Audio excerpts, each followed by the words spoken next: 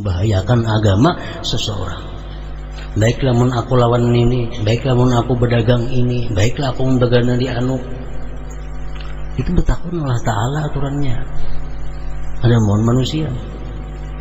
Itu perkara gaib, la ya'lamuha illahu, tidak ada yang tahu kecuali Allah. Rasulullah mengatakan man ata arrafan, barang siapa mendatangi tukang ramal,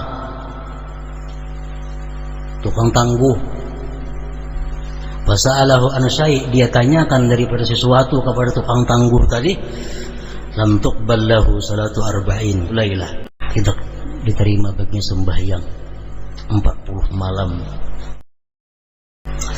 Para muhibbin rahimakumullah, surat Al-An'am ini turunnya sebelum Rasulullah hijrah ke Madinah. Beliau masih di Mekah.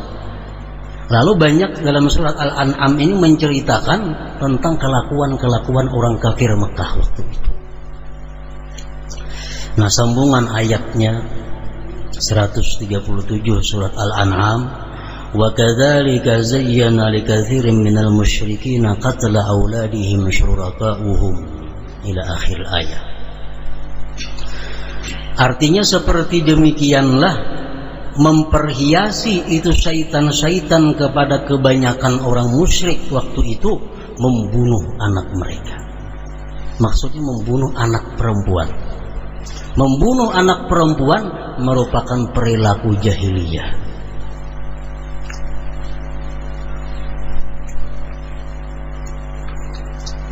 Beranak perempuan patak hidup-hidup, wa'dul banat istilahnya. Itu karena mereka digoda oleh syaitan-syaitan mereka. Dalam ayat lain surat An-Nahl, dalam surat yang lain yaitu surat An-Nahl, Allah menyatakan wa idza busyira ahaduhum bil untha dhalla wajhuhu muswaddan wa huwa kadhim. Bila dikabarkan kepada mereka bahwa istrinya melahirkan anak perempuan, maka wajahnya menjadi hitam dan menahan kemarahan. Itu orang jahiliyah dahulu.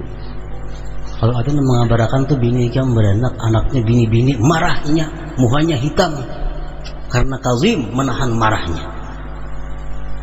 Yatawara minal qaumi min su'i ma busyira bih. Dia berhindar daripada tengah-tengah orang banyak karena merasa jahatnya itu kabar yang dia terima. Ayumsikuhu ala hunin am yadussuhu fit turab. Akhirnya dia menyimpulkan satu di antara dua. Apakah anak perempuan ini kutahan, kugaduh, kuharagu walaupun aku malu, atau anak perempuan ini kumasukkan ke dalam tanah. Allah mengatakan ala sa'a ma yahkumun, itu keputusan yang sangat jahat di antara orang kufar Quraisy.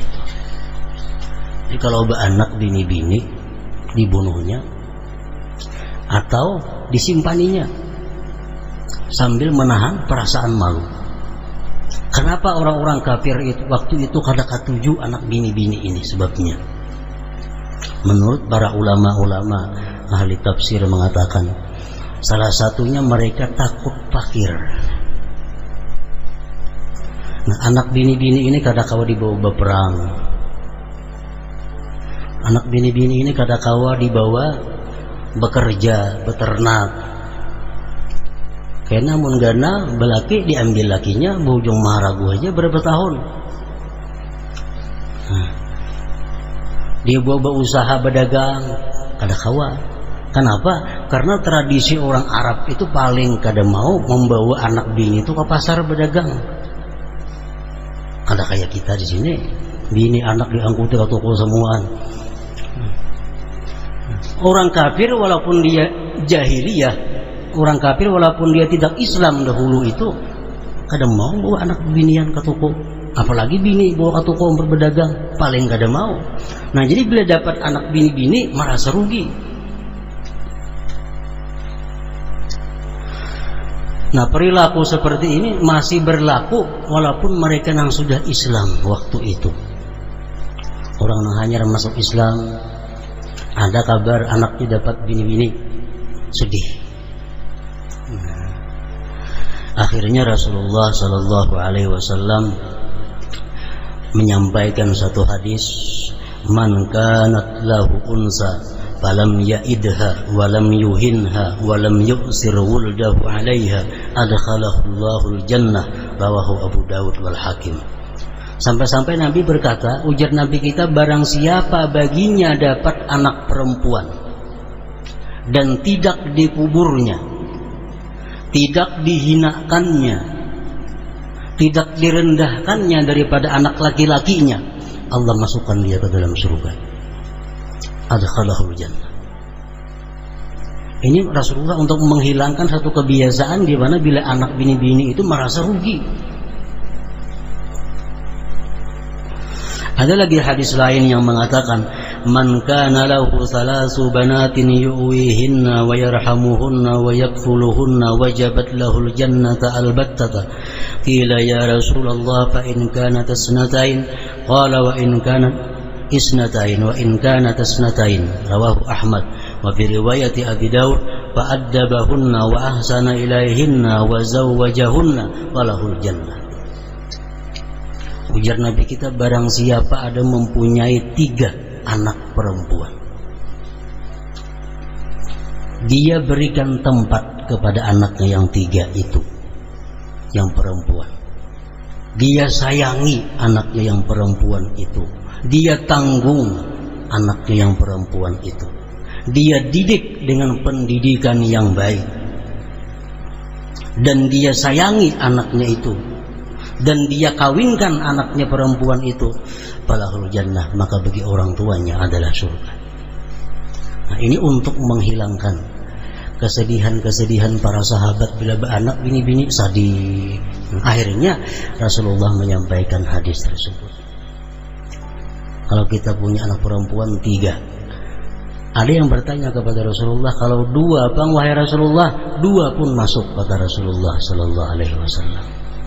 Tapi syaratnya anak perempuan kita tadi mesti 1, disayangi, jangan dikalahkan daripada yang anak laki-laki, dididik agama. Jadi anak perempuan ini dididik agama, bukan dilepas selepas-lepasnya. Dan sampai dikawinkan dia, Rasulullah menjamin falahul jannah, maka bagi dia adalah surga. Nah, para muhibbin rahimakumullah, dalam surat Al-An'am ini sebagaimana disebutkan tadi, banyak menceritakan tentang kelakuan-kelakuan jelek daripada orang-orang kafir Quraisy. Tetapi kada semua orang kafir Quraisy itu berperilaku buruk. Ada kebiasaan-kebiasaan orang kafir Quraisy yang dianggap positif oleh Allah, bahkan disempurnakan oleh Islam. Masalah ternak tadi mungkin kelakuan orang kafir yang kada baik. Mematak anak perempuan, kelakuan orang kafir yang kada baik. Tapi ada juga orang-orang kafir Quraisy, orang kafir Arab Quraisy itu yang baik, yang positif. Salah satunya apa? Sidqul hadis. Orang kafir Quraisy itu jujur berkata-kata. Kayak apapunnya kada mau berdusta, walaupun terhadap musuh. Daripada saking jujurnya orang kafir Quraisy itu. Nah, perilaku orang kafir Quraisy yang bersifat selalu jujur ini diteruskan oleh Allah Subhanahu wa taala, bahkan disempurnakan lagi oleh Allah Subhanahu wa taala. Abu Sufyan contohnya. Abu Sufyan orang kafir, musuh Allah. Begitu ada yang bertanya kepada Abu Sufyan, wahai Abu Sufyan, bagaimana Muhammad orang Mekah yang tetanggamu itu? Abu Sufyan menjawab, itu Muhammad orangnya amin, dipercaya, padahal musuh, cuma tetap memelihara kejujuran. Nah, itu orang-orang kafir jahiliyah. Walaupun dia jahiliyah, cuma sikap jujur berkata-kata paling diutamakan oleh mereka. Yang kedua, yang positif daripada orang jahiliyah itu apa? Ghairatuhunna ala nisaihin, cemburunya mereka atas perempuan-perempuan mereka. Mereka pencemburu kepada bini mereka. Mereka pencemburu kepada anak-anak perempuan mereka. Artinya apa? Kalau kita bailang ke rumahnya, jangan harap kita melihat bininya. Apalagi bininya nyelengi banyu kalau ada harapan. Nah, ini orang kafir jahiliyah. Mereka sangat memelihara anak istrinya. Nah, perilaku seperti ini pun diteruskan dan disempurnakan oleh Allah Subhanahu wa ta'ala. Jadi kalau semua orang kafir Quraisy itu perilakunya negatif, ada juga hal-hal yang baik dan disempurnakan oleh Allah Subhanahu wa ta'ala. Para muhibbin rahimakumullah, sebagaimana surat-surat yang lain, surat Al-An'am ini pula banyak mengandung petunjuk, arahan daripada Allah Subhanahu wa ta'ala kepada seluruh manusia agar mereka selamat dan bahagia dunia dan akhirat. Antara lain arahan Allah kepada kita dalam surat Al-An'am ini adalah ayat 59, wa indahu mafatihul ghaib la ya'lamuha illahu. Di sisi Allah kunci-kunci yang gaib itu, dan tidak ada yang tahu kunci-kunci yang gaib itu melainkan Dia.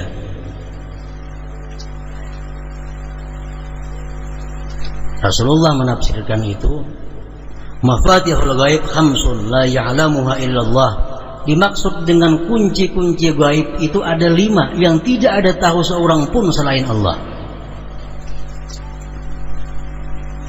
La ya'lamu ma taqidul arham illallah.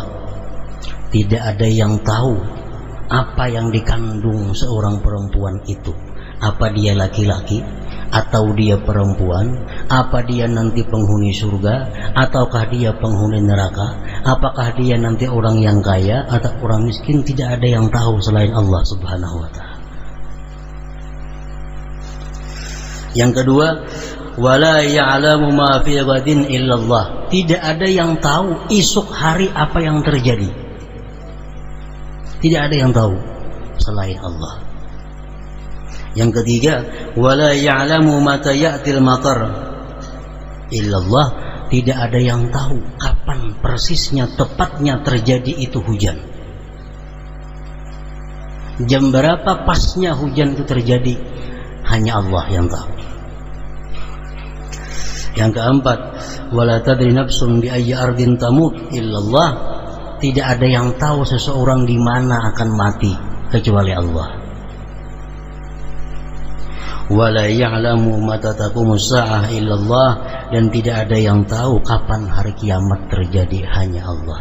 Nah, ini Allah mengatakan bahwa kunci gaib yang tahu hanya Allah Subhanahu wa ta'ala. Imam Al-Qurtubi dalam tafsir beliau mengatakan, kalau ada orang yang mengatakan bahwa besok hari hujan pasti, orang tersebut kafir. Atau pastinya kalau diucapkannya dalam hati aja, besok hari hujan, tapi dalam hatinya pasti, orang tersebut murtad, kafir. Karena yang tahu hujan itu kapan terjadinya hanya Allah Subhanahu wa ta'ala.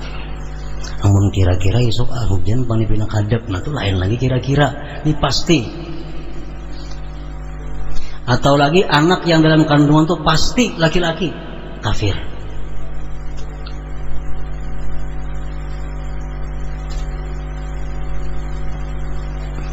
Hari kiamat tanggal sekian, tahun sekian, kafir. Termasuk perkara yang gaib yang hanya tahu Allah Subhanahu wa ta'ala. Atau kayak apa nasib kita isoknya tahun kaina, yang tahu hanya Allah Subhanahu wa ta'ala. Nah, di sini arahan Allah kepada kita apa? Kita jangan sampai mendatangi apalagi mempercayai syaitan, dukun, tukang tanung, tukang ramal dalam hal-hal yang gaib ini. Kenapa? Membahayakan akidah seseorang, membahayakan agama seseorang. Baiklah mun aku lawan ini, baiklah mun aku berdagang ini, baiklah aku membagana di anu. Itu betakun Allah Ta'ala aturannya. Ada mohon manusia. Itu perkara gaib, la ya'lamuha illahu. Tidak ada yang tahu kecuali Allah. Rasulullah mengatakan man ata'arrafan, barang siapa mendatangi tukang ramal, tukang tangguh, wasa'alahu an syai', dia tanyakan daripada sesuatu kepada tukang tangguh tadi, lam tuqbal lahu salatu arba'in lailah,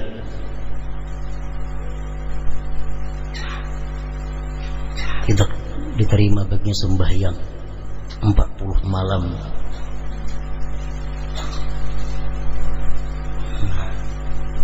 Bertakun untuk orang ramal kayak apa?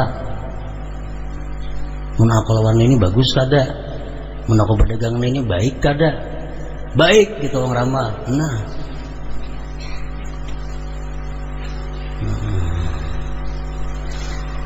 jadi perkara-perkara gaib jangan hendak bertanya kepada siapapun. Hanya kita bertawakal, berserah diri kepada Allah, berdoa agar apa yang kita hadapi ini membawa kebaikan kepada kita dunia dan akhirat. Bismillahirrahmanirrahim. Tawakkaltu 'ala Allah. Ada perlu bertakun baik kada atau untung rugi kada perlu. Karena itu perkara yang gaib, la ya'lamuha illahu, tidak ada yang tahu selain daripada Allah Subhanahu wa taala. Nah, para muhibbin rahimakumullah, kemudian selanjutnya yang ketujuh adalah surat Al-A'raf. Hadaratin Nabi sallallahu alaihi wasallam, Al-Fatihah.